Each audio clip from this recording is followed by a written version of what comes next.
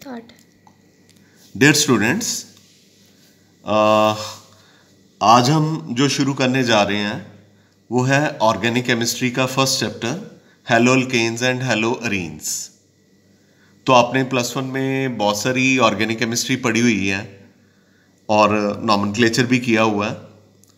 तो उस नॉमेनक्लेचर के बेस पे हमें काफ़ी हेल्प होगा +2 स्टैंडर्ड में कोई भी ऑर्गेनिक केमिस्ट्री का चैप्टर पढ़ने के लिए। तो सबसे पहले मैं आपको हेलो अल्केन हेलो अरीन के नॉमेनक्लेचर के बारे में बताना चाहूँगा और ये बताऊँगा कि हेलो अल्केन और हेलो अरीन एग्जैक्टली होता क्या है। तो मैं इसको एक पेपर पे पहले अंडरस्टैंड करवाता हूँ आपको। तो देखिए, हेलो अल्केन का मतलब होता है, ये 2 पार्ट्स का बना हुआ है, हेलो अल्केन। तो इसमें जो अल्केन है ये कार्बन की चेन होती है और जो हेलो है वो X के साथ लिखते हैं, ये हेलोजन होता है, जैसे क्लोरो, ब्रोमो, फ्लोरो, आइडो। अंडरस्टैंड? तो ये हेलो अल्केन होता है। तो आपको पहले ये पता होना चाहिए।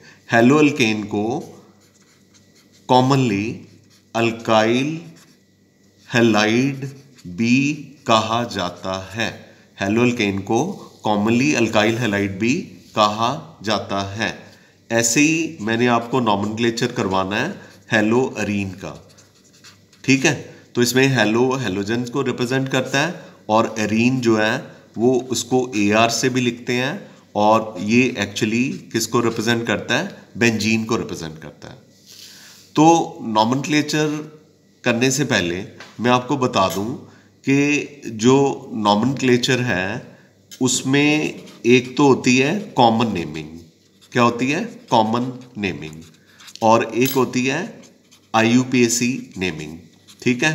तो जो IUPAC नेमिंग है ये साइंटिफिक नेमिंग होती है, जिसकी full form international union of pure and applied chemistry नाम के इंस्टीट्यूट ने सजेस्ट करी थी। तो नेमिंग जो है उनके अकॉर्डिंगली करते हैं and it's a scientific method. और कॉमन नेमिंग जो है उसका कोई जो है खास इटियोलॉजी नहीं होता कि कॉमन नेम कैसे दिया गया है। कई बार कंपाउंड की हिस्ट्री के बेस पे कंपाउंड का नाम दे दिया जाता है, कई बार कंपाउंड का सोर्स क्या है, कहाँ से मिला है, उसके अकॉर्डिंगली उसको कॉमन नेम दे दिया जाता है। तो नॉमेनक्लेचर में सबसे पहले मैं आपको बिगिनर्स की तरह ट्रीट कर रहा हूँ। आप में से बहुत सारे बच्चे 11th स्टैंडर्ड में मुझसे नहीं पढ़े होंगे, तो मुझे नहीं पता होगा उनको नॉमेनक्लेचर के बारे में क्या पता क्या नहीं पता। तो I am treating you like the beginner. Before I start with the chapter I have to take up the nomenclature very effectively. तो आपको पता है कि जो ऑर्गेनिक केमिस्ट्री है वो कार्बन के कंपाउंड्स की होती है। तो कार्बन का एटॉमिक नंबर 6 होता है। तो इसकी आउटरमोस्ट शेल में कितने इलेक्ट्रॉन होते हैं? 4 इलेक्ट्रॉन होते हैं, क्योंकि इसकी कॉन्फ़िगरेशन क्या है? 2-4, यानी कि 2 इलेक्ट्रॉन K शेल में और 4 इलेक्ट्रॉन किस में होते हैं? L शेल में होते हैं। तो जो 4 इलेक्ट्रॉन इसके आउटरमोस्ट शेल में है वो कार्बन के साथ कितने बॉन्ड बनाते हैं? 4 बॉन्ड बनाते हैं। तो इसका मतलब एक कार्बन के साथ सिर्फ 4 ही बॉन्ड होते हैं, 4 से ज़्यादा बॉन्ड नहीं होते। सपोज हमने इसका फर्स्ट मेंबर जो है हेलो अल्केन का पढ़ना है, तो आपने क्या करना है कि एक इसके साथ हेलोजन लगा दीजिए, से Br लगा दिया आपने, ठीक है। तो बाकी जो बॉन्ड हैं उनको आप हाइड्रोजन के साथ फिल कर दीजिए। तो यहाँ इसको हम शॉर्टकट में क्या लिखेंगे? CH3Br, ठीक है। तो अब आपको पता लग गया कि ये आप लोअर क्लासेस में लिखते थे कि C को एक्सपांडेड फॉर्म में C के साथ HHHBr, लेकिन अब हायर क्लासेस में आपको CH3Br लिखना है।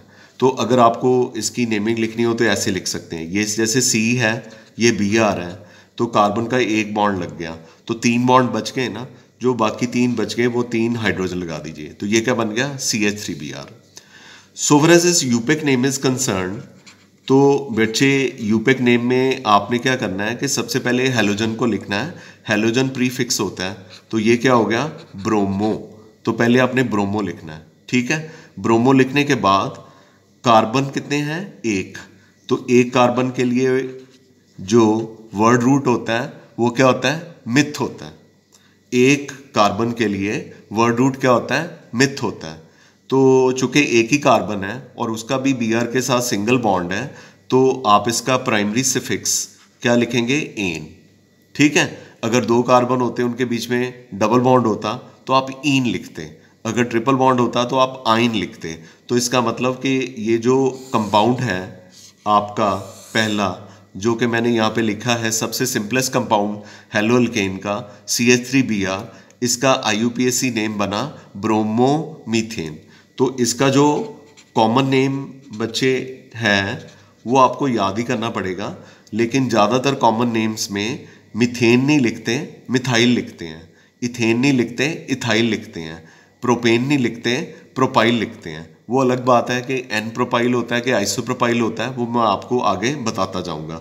तो इसका कॉमन नेम बनेगा, एक आप लिखोगे पहले मिथाइल कॉमन नेम में, फिर जो ब्रोमीन है उसको आप लिखोगे ब्रोमाइड। तो मैंने सबसे पहले आपको ये बताने की कोशिश की है कि नॉमेनक्लेचर को आपने कैसे अंडरस्टैंड करना है और कैसे आपने लिखना है, क्योंकि नॉमेनक्लेचर आएगा तो चैप्टर आपको आगे जल्दी जल्दी समय लगता जाएगा। अब मैं आपको हेलो अल्केन के नॉमेनक्लेचर को इस वीडियो में दिखा देता हूँ और एक्सप्लेन कर देता हूँ। तो हेलो अरीन के फिर मैं नेक्स्ट वीडियो में बताऊँगा। तो हमारे चैप्टर का नाम है hello alkane, hello Areen. Hello alkane को अल्काइल हैलाइड कहते हैं, इसे RX के साथ डेजिग्नेट करते हैं। हेलो अरीन को अराइल हैलाइड कहते हैं, इसे ARX के साथ लिखते हैं। AR स्टैंड फॉर एराइल, ये बेंजीन होता है, और X मैंने आपको पहले ही बता दिया, क्लोरो, ब्रोमो, आइडो, फ्लोरो। नॉमेनक्लेचर में जो फर्स्ट कॉलम है वहाँ पे कंपाउंड लिखिए, सेकेंड कॉलम में कॉमन नेम लिखिए, थर्ड कॉलम में यूपिक नेम लिखिए। तो मेरे पास जो पहला कंपाउंड है CH3Cl है, तो पहले इसका यूपिक नेम में सबसे पहले किसको लिखते हैं, हेलोजन को। क्लोरो लिख दिया, कितने कार्बन है, एक, मिथ लिख दिया, एन, क्योंकि सिंगल बॉन्ड है, क्लोरोमीथेन। कॉमन नेम पे बाद में आते हैं। CH3CH2Br, तो दो कार्बन है और एक Br है, तो ब्रोमो पहले लिखिए, तो दो कार्बन, तो इसका मतलब दो कार्बन की जगह पे क्या लिखेंगे, इथेन, क्योंकि कार्बन और कार्बन के बीच में डबल बॉन्ड तो शो नहीं हो रहा, तो इसका मतलब सिंगल बॉन्ड ही होगा। तो जब सिंगल बॉन्ड होगा तो आप क्या लिखेंगे, एन लिखेंगे। ठीक है, जब तीन कार्बन होंगे और फिर उसको आप क्या बोलेंगे, ब्रोमोप्रोपेन। लेकिन जब तीन कार्बन वाला होगा तो आपको इसकी नंबरिंग कर देनी चाहिए, कि जैसे ब्रोमीन जिस कार्बन से लगा है वहाँ से नंबरिंग करनी शुरू कीजिए, 1 2 3। तो ब्रोमो जो है कौन से कार्बन पे लगा है बेटा, फर्स्ट कार्बन पे लगा है, तो इसका नाम क्या हो गया, 1 ब्रोमो प्रोपेन। अगले कंपाउंड पे चलिए, तो इसकी भी नंबरिंग कीजिए, जिधर से मर्जी कीजिए, 1 2 3 कर लीजिए, 1 2 3 कर लीजिए, क्योंकि Br जो है मिडल में लगा हुआ है, सेकंड नंबर पे लगा हुआ है, तो 1 2 3। तो अब जो ब्रोमो है सेकंड कार्बन पे लगा है, तो will call it as a 2 bromo propane. लग गया पता। अब ये जो चार कंपाउंड्स मैंने कराए हैं इनके कॉमन नेम, जो एक कार्बन वाला क्लोरो डेरिवेटिव है उसको आपने बोलना है मिथाइल क्लोराइड, दो कार्बन वाले को बोलना है इथाइल ब्रोमाइड, तीन कार्बन वाले को प्रोपाइल ब्रोमाइड बोलना है। लेकिन आप ये तीसरा और चौथा कंपाउंड देखिए, दोनों में तीन तीन कार्बन हैं, लेकिन एक को एन प्रोपाइल ब्रोमाइड बोला गया, एक को आइसोप्रोपाइल ब्रोमाइड बोला गया। एन प्रोपाइल ब्रोमाइड उसको बोला गया जिसमें ब्रोमीन जो है फर्स्ट कार्बन पे लगा है, और आइसोप्रोपाइल ब्रोमाइड उसको बोला गया जिसमें ब्रोमीन जो है सेकंड कार्बन पे लगा हुआ है। तो I am sure this is very much clear to you. ठीक है, तो इसका जो नॉमेनक्लेचर है ना, इसकी मैं PDF नहीं सेंड करूंगा आपको, मैं इसी की पिक्चर क्लिक करके भेजूंगा आपको। आपने इसी तरह से कॉपी पे एग्जैक्टली नोट करना है, बिकॉज अगर PDF भेजूंगा तो प्रिंटेड वाला पार्ट आपको इतनी अच्छी तरह से समझ नहीं लगेगा। तो आपने इसी को जो है अच्छे से अपनी नोटबुक पे ऐसे ही कॉलम बना के नोट करना है। तो दो तीन कंपाउंड्स और हैं जो मेरे पास अल्काइल हैलाइड के हैं। तो इसमें अब मेरे पास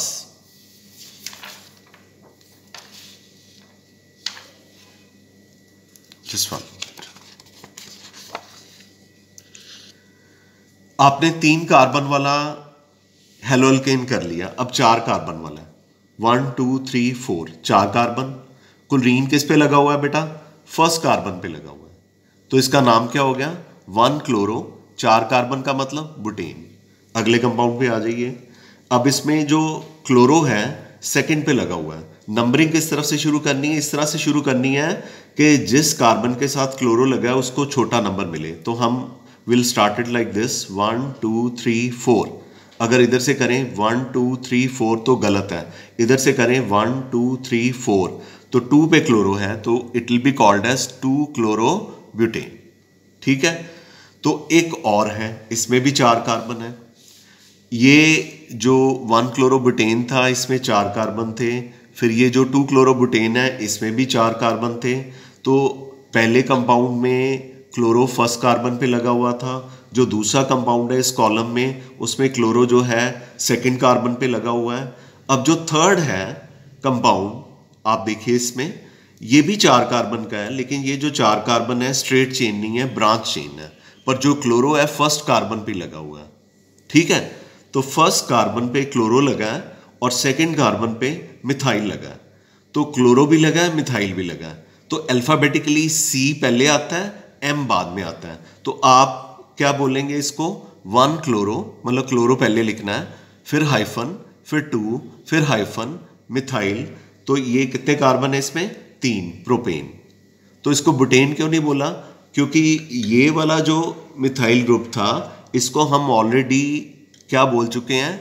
2 मिथाइल बोल चुके हैं। तो अब आप इन तीनों कंपाउंड को देखिए, तीनों में 4 कार्बन है और तीनों में एक एक क्लोरीन है, यानी इनका मॉलिक्यूलर फॉर्मूला तीनों का सेम है। अब मैं जो अगला कंपाउंड बताऊंगा उसमें भी 4 ही कार्बन होंगे और एक क्लोरीन होगा। तो देखिए ये CH3C, एक CH3 ऊपर लगा है, एक CH3 नीचे लगा है और एक कार्बन के साथ क्लोरीन भी लगा।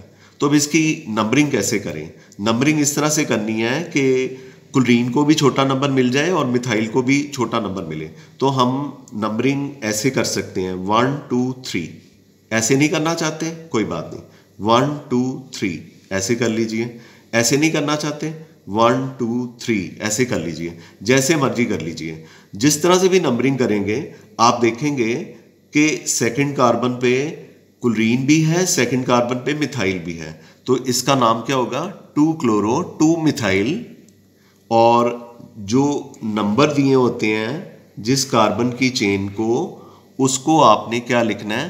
3 कार्बन की है, सिंगल बॉन्ड है, प्रोपेन लिख देंगे। अब ये जो चारों के चारों कंपाउंड है बच्चे, इनमें सब में 4 कार्बन है। ठीक है, और हाइड्रोजन 3 5 7 9, हाइड्रोजन 9 है और एक जो है क्लोरीन है चारों कंपाउंड्स में। चारों कंपाउंड कौन से? 1 chlorobutane, 2 chlorobutane, 1 chloro 2 methyl propane, 2 chloro 2 methyl propane. ठीक है, सबका मॉलिक्यूलर फॉर्मूला सेम है पर सबके जो स्ट्रक्चर या ब्रांचिंग है डिफरेंट है। तो ऐसे कंपाउंड्स को आइसोमर्स कहते हैं और ये स्ट्रक्चरल आइसोमर्स हैं क्योंकि इनका मॉलिक्यूलर फॉर्मूला सेम है पर स्ट्रक्चर जो है वो डिफरेंट है। So they will be called as structural isomers. तो ये चारों कंपाउंड जो हैं स्ट्रक्चरल आइसोमर हैं और बुटेन के डेरिवेटिव्स हैं। तो इनके जो कॉमन नेम है कैसे?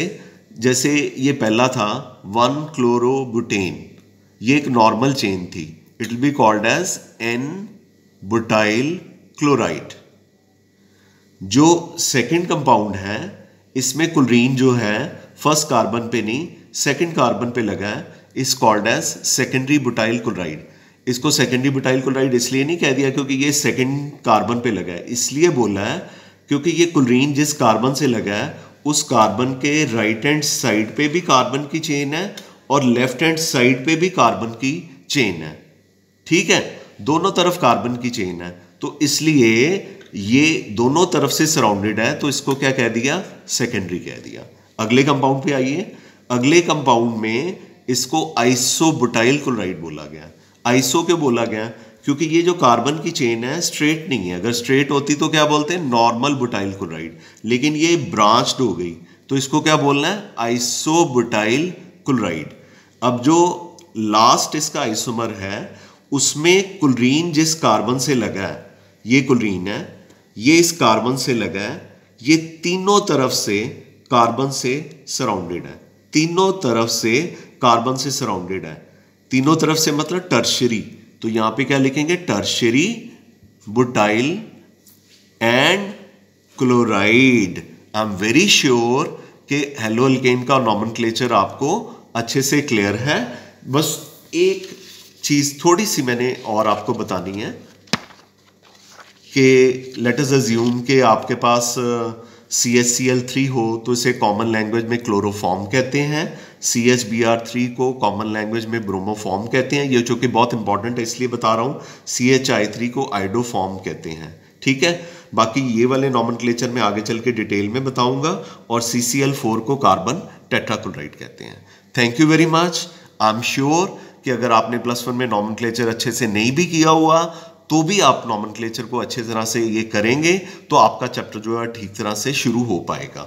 मैं आपको इसके पिक्स भेजूंगा, मैं इसकी PDF नहीं भेजूंगा, क्योंकि PDF में आपको शायद इतनी अच्छी तरह से वो समझ ना लगे, वो एक किताब की तरह बन जाता है। तो जो क्लासरूम के नोट्स हैं वो ये हैं, तो this is you are going to gate.